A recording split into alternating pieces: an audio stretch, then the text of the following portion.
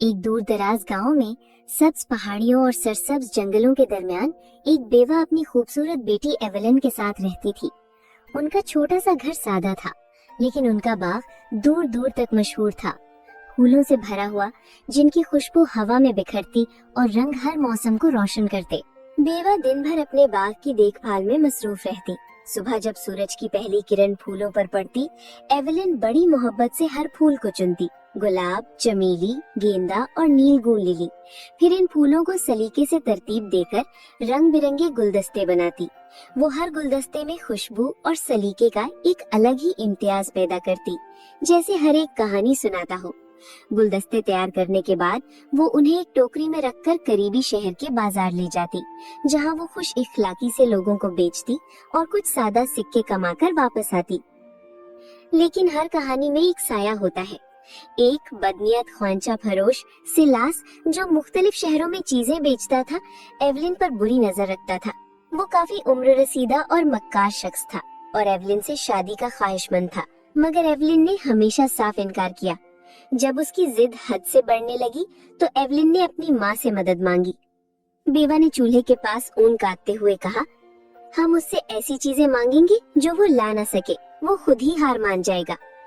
अगली बार जब ख्वांचा फरोश आया तो एवेलिन ने कहा, मुझे सफेद साटिन का लिबास चाहिए जिस पर सोने के नकूश हो और जो मुझे बिल्कुल फिट आए।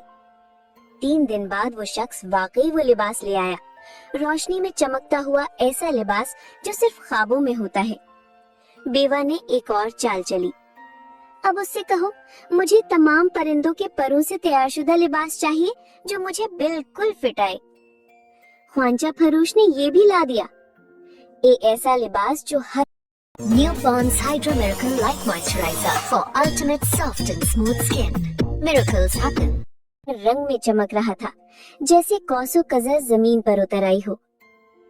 आखिरी बार एवेलिन ने उससे कहा, मुझे चांदी के जूते चाहिए जो मेरे पाँव में बिल्कुल फिट आए।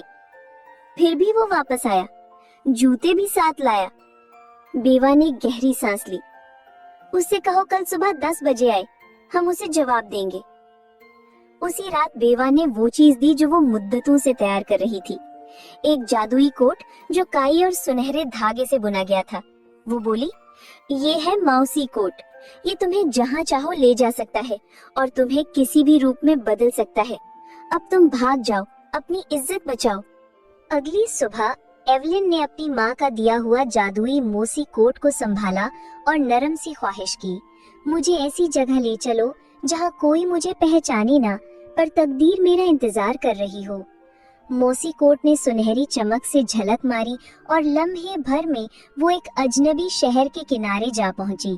वहाँ एक आलीशान हवेली थी जिसकी ऊंची दीवारों पर बेलें चढ़ी थी और मेहराबों से रोशनी छन छन कर बाहर आ रही थी। हवेली के बाहर वो कुछ देर खड़ी रही, अपने लिबास को देखा, सांस सीधी की और अंदर जाकर दस्तक दी। दरवाजा खुला। एक सख्त मिजाज सी मुलाजिमा ने सर से पांव तक एवेलिन का जायजा लिया। क्या काम है?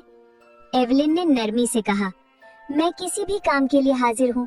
अगर खानसामा की जगह हो तो मैं खाने पकाना, सफाई करना सब जानती हूँ। वो अंदर ले जाई गई। मालकिन ने उसे देखा और कहा, खानसामा तो हमारे पास है, लेकिन तुम उसकी मददगार बन सकती हो, बस ख्याल रखना यहाँ गलती की कोई गुंजाइश नहीं। यूं एवेलिन को छोटे कामों के लिए रख लिया गया।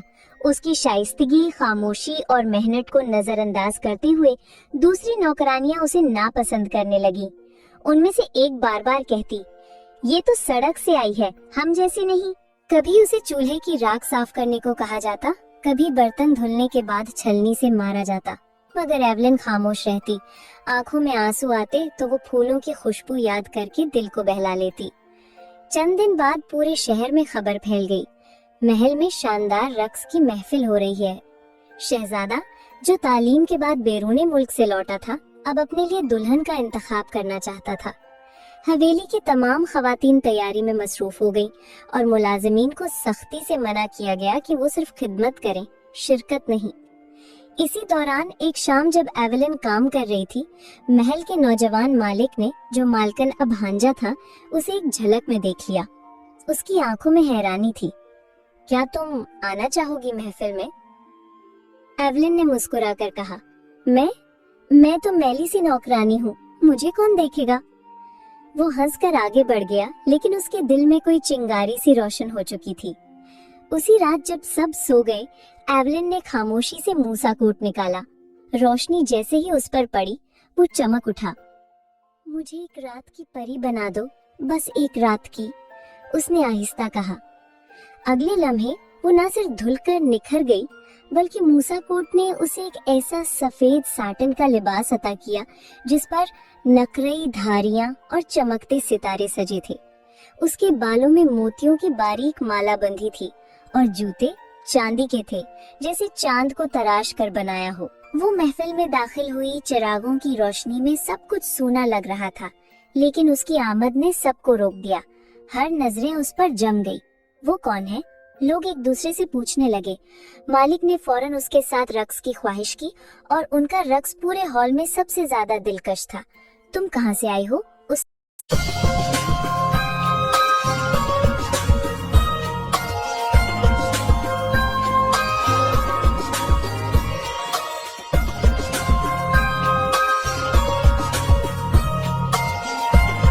आहिस्ता पूछा।